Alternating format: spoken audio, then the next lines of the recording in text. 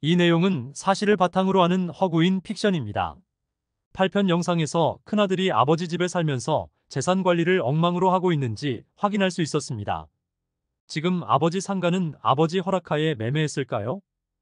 저놈이 나쁜 놈이에요. 허락도 없이 지멋대로 땅 팔아쳐먹고, 지 엄마를 통해서.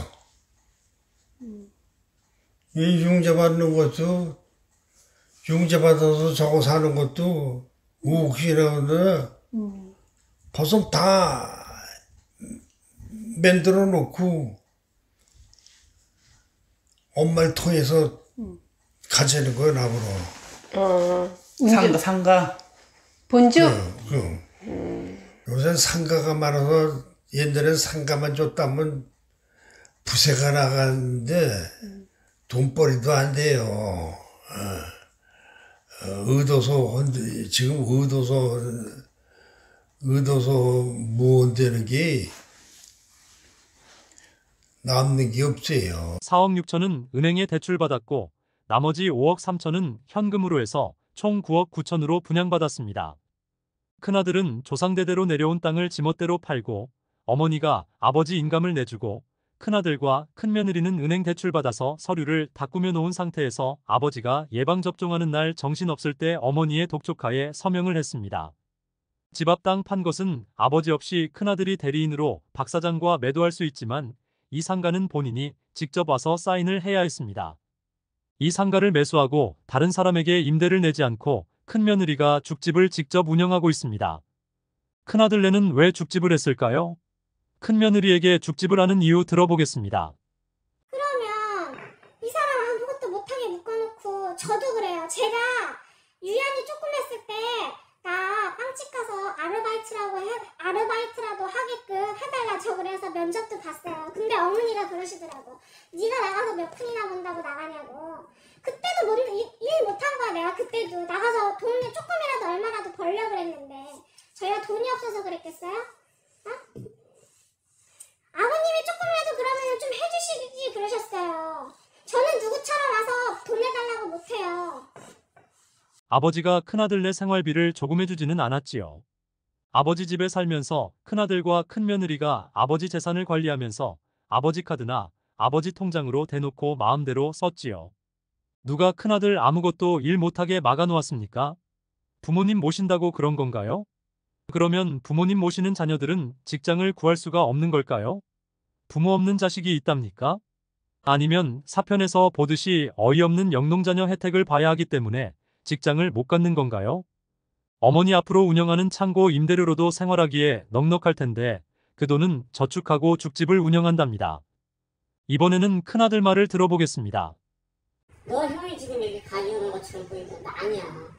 내가 너한테 너는 이해를 못할 수도 있어. 응? 나도 생활을 해서 맨날 뺏쓰는 거, 응? 나도 그지같이 맨날 빨대 꽂고 사는 거 같아가지고 힘들어. 응? 내가 그런 마음으로 산다고 나도. 내가 벌라 그러는 거야. 내가 해서 내가 벌어가지고. 그러면 나중에 가면 내가 그렇게 해가지고 형이 다 가져가? 아니라고. 이것도 마찬가지로 엄마랑 사전 이런 얘기들이 다 됐기 때문에 내가 먼저 가져온 게 있어가지고 내가 너희들한테 얘기를 못하고 있었던 거고, 응? 네 얘기하는 주식 얘기 그것까지 하고 있어. 그것까지 내가 하고 내가 먼저 가져온 게 있었고 주식까지 내가 건드려놨기 때문에 너희들한테 아무 얘기도 못하고 있었던 거 아니야. 큰아들은 아버지 등에 빨대 꽂고 사는 것이 싫어서 내가 스스로 벌고 싶어 죽집 운영한다고 이야기합니다. 그럼 독립해야지요. 따로 나가 살아야지요. 그러나 지금도 여전히 빨대 꽂고 살고 있습니다. 아버지 돈으로 뭐 하는 겁니까? 15억 주식도 하고 있었고 내가 먼저 가져가고 있어서 이야기를 할 수 없었다. 어떻게 이런 말도 안 되는 말을 정정당당하게 합리화시키며 이야기를 합니까? 여러분들은 이 큰아들의 말이 이해가 갑니까? 작은아들네처럼 겨울에 50만 원 관리비 내고 차량 보험비 내고 각종 세금 내고 학원비 내고 스스로 내며 벌며 살아야지요. 그러면서도 지금도 아버지 카드로 아버지 통장에 빨대 꽂고 살고 있잖아요. 이건 언행불일치이지요. 말과 행동이 맞지 않습니다. 입은 삐뚤어져도 말은 똑바로 해야 합니다. 그럼 이 상가에서 아버지가 며느리에게 죽집을 하라고 허락했을까요? 사업하라고 했냐고. 아빠가 본죽하라고 했냐고. 예. 누구로? 형 보고. 형 보고 내가 상가 샀으니까 니네가 거기서 본죽. 올해 하라고. 내 손으로 나간 거 하나도 없어. 엄마 살살 부셔가지고 엄마는 그냥 뭐 그냥 아주 그냥 도리치고 떼어버리고 그냥 착착 내줬지. 아버지 재산에 아버지의 의사는 전혀 없고 어머니와 큰아들과 큰며느리가 이 큰일을 저지른 모양입니다. 형수는 그거 다 아버지한테 얘기한 거고 그 자기네 돈으로 다 일을 저질러 놓고 자네들을 한 거야. 인테리어 그런 건 다 자기 본 돈으로. 그러니까 여기서 공사해가지고 버는 돈으로. 아니 그 아버지가 하는 일이 아니 엄마가 하는 거는 해보기 때니까 해보라 그런 거지. 남들은 나니까. 그 당시 옆 상가에 화장품 가게인 올리브영이 들어와 있어 아버지 상가에 확장하여 들어오고 싶다고 했음에도 불구하고 큰며느리가 죽집 임대인으로 들어갔습니다. 아버지의 입장에서 올리브영에게 임대값을 받으면 그나마 임대료를 꼬박꼬박 받을 수 있는 것이 더 좋은 거지. 며느리가 아버지 상가에서 장사를 하는 것이 왜 더 낫습니까? 그리고 인테리어는 자기가 번 돈으로 인테리어 했다고 거짓말을 했나 봅니다. 영농자녀라 벌면 안 된다고 했는데 수입이 있다고요? 그 수입으로 인테리어를 했다고요? 아버지에게 빨대 꼽고 살기 싫어 본죽한다고 했는데 벌이가 있었음에도 불구하고 죽집을 했다고요? 어머니를 우습게 보고 큰며느리가 아버지 통장 관리를 마음대로 하며 어머니까지 속였네요. 아버지 통장을 볼까요? 확인한 결과 아버지 통장으로 인테리어 값 약 총 5천만 원이 출금되었습니다. 이 또한 아버지가 모르고 계셨습니다. 큰며느리 돈으로 인테리어 했다고 하더니 통장을 확인해보니 거짓말을 한 것이지요. 통장 내역을 보니 큰며느리는 이런 변명을 합니다. 인테리어 비용을 아버지 걸로 해요. 시아버지가 며느리 뭐 한다는데 그 인테리어 못 해줘요? 아니 아버지가 인테리어 해주었습니까? 큰며느리가 아버지 통장에 돈을 빼서 본인 인테리어 값을 지불한 거지요. 언제 아버지가 죽집 하라고 했고 인테리어 하라고 했습니까? 저희가 그걸 할 생각이 없었어. 근데 이율이 높아졌잖아요. 옛날보다 대출 이율이 높아져가지고 아버님이 4월 대출 받았는데 이자가 220 얼마래. 그래서 네. 안 되니까 닫아버려. 왜 점점 늘어나게 만나지. 핏바람 보고. 제가 5년 운영하고 아버님한테 권리금 1억 드릴 테니까 웃기지 마라. 뻔해. 지금 저 상가들 제대로 유지되는 건 이제 알아? 이제 넘쳐요 전부 다. 한두 집이나 흑자나지 이거 뭐. 아버지 등에 빨대 꼽고 있어서 죽집해야 된다고 하지 않았습니까? 그런데 큰며느리는 처음에는 이 일을 할 생각이 없었다고 합니다. 이자율이 높아 어쩔 수 없이 한다고 합니다. 그리고 어쩔 수 없이 상가를 사고 보니 이자가 높아져 또 본인이 어쩔 수 없이 죽집을 해야 했다. 그리고 5년 하고 권리금 1억 드리겠다. 큰며느리가 아버지 돈을 마음대로 쓴 돈이 얼마인데 5년 후 1억 준다는 게 말이 됩니까? 그리고 5년 후 누가 그 상가에 1억 권리금을 내고 들어옵니까? 아버지는 명확하게 죽집하는 것을 반대하고 있습니다. 그 번주 그 적자나만 깨뜨려버려. 그거는 5년 하고 응? 5년 정도 응. 해놓고 상권이 다 되면 그 월세를 올려놓고 다른 사람한테 넘길 거예요. 제가 계속 할 거 아니에요. 이자가 나가니까 그 이자가 한 달에 얼마가 지금 나죠? 아버님하고 저하고 임대 계약서를 써서 상가에는 렌트풀이라는 게 있어요. 그걸 렌트풀이 기간을 6개월을 했어요. 그걸 6개월 지나면 이자는 제가 판 걸로 그걸로 다 부담을 할 거예요. 아버님 통장에서 안 나가고.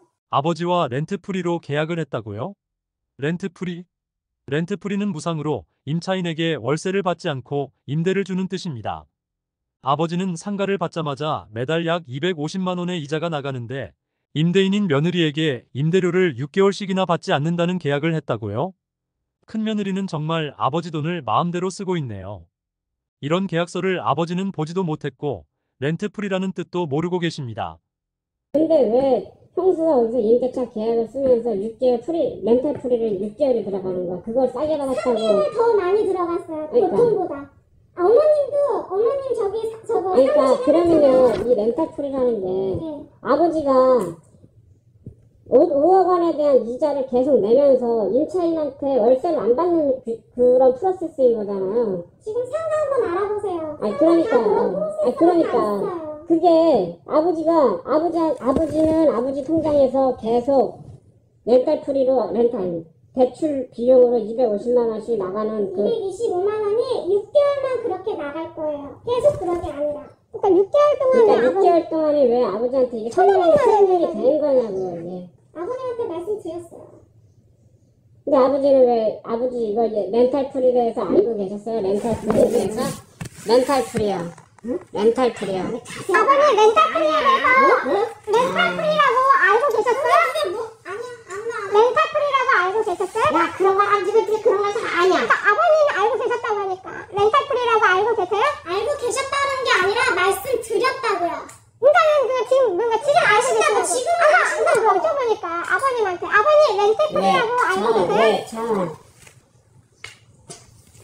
왜 그거 쓴 거 가지고 우리 마음대로 썼다고 그것도? 그것도 우리 마음대로 써서 그게 아니 잠깐 기다려보세요. 내 마음대로 써서 그렇다고 그것도? 그거야? 응? 그거예요? 그거잖아요. 응. 아버님은 계속 달달이 대출값하고 이자가 계속 나가요. 그죠? 예, 계속 나가는데 어쨌든 형님들에서는 6개월 동안 그거를 안 내겠대요. 6개월 동안 그걸 혜택 받았대요. 이거는 통장 카피해가지고 250만 없어요. 원 그랬지. 네. 나가는지 김종이 200만 원 버텨주지. 예, 몰랐어요. 몰랐어요. 예, 몰랐대잖아요. 맨날 건강 관리만 하지 네. 슬기슬기하고 안 가르쳐줘요. 아버님도 내가 왜 돈 준다고 아니 아버님 통장 얘기했어. 신랑분만 이러면 내 자신에게 얘기하면 그렇게 많이 준다고 얘기하는데 그래서 이제 말씀을 하는 아니 아버님 그러니까 아버님이 신한카드에 대해서 달달이 아버님 이자하고 대출이자가 빠져나가는 거에 대해서 몰랐었죠. 누구나 알았지. 이번에 알았죠. 그전에 몰랐죠. 네, 누가 몰랐었어요. 아버님 모르게 진행하셨잖아요. 그래서 어떻게 하라고요?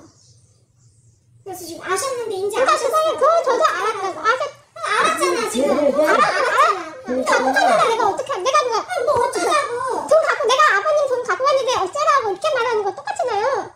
그래서 갔어요. 그래서 어떻게 하면 돼? 아버님이 아셨어. 이렇게 와, 기가 차도 너무 차네요. 큰며느리는 이제 렌탈풀이라고 아셨어. 어쩌라고 합니다. 큰며느리가 아버지를 어떻게 생각하는 걸까요?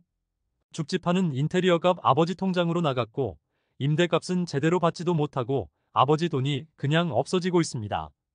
아버지와 큰며느리가 임대차 계약한 문서를 보겠습니다. 보증금은 3천만 원이고 매월 선불도 아닌 후불로 2,500만 원에 부가세 별도로 총 275만 원을 지불한다고 되어 있습니다. 보증금 3천만 원은 큰며느리 이름으로 입금했을까요? 아버지 통장에 큰며느리 이름으로 입금된 내역이 없습니다. 3년간 임대계약을 했는데 큰며느리는 5년 동안 운영한다고 아버지에게 거짓말을 하고 있습니다. 특이사항 5번에 보면 임차인은 화재보험에 가입한다고 되어 있습니다. 큰며느리가 화재보험에 가입했을까요? 이 또한 아닙니다. 화재보험도 아버지 이름으로 들어있고 아버지 통장에서 자동으로 빠져나가고 있습니다. 홍국생명보험은 큰며느리의 친척 중에 보험사가 있어 그 사람을 통해 가입하였습니다. 아버지 돈으로 친척에게 보험까지 들어놓은 거지요. 특이사항 7번에서 잔금일 기준 이후 6개월은 월차임을 면제한다라고 되어 있습니다. 이 부분이 렌탈프리입니다.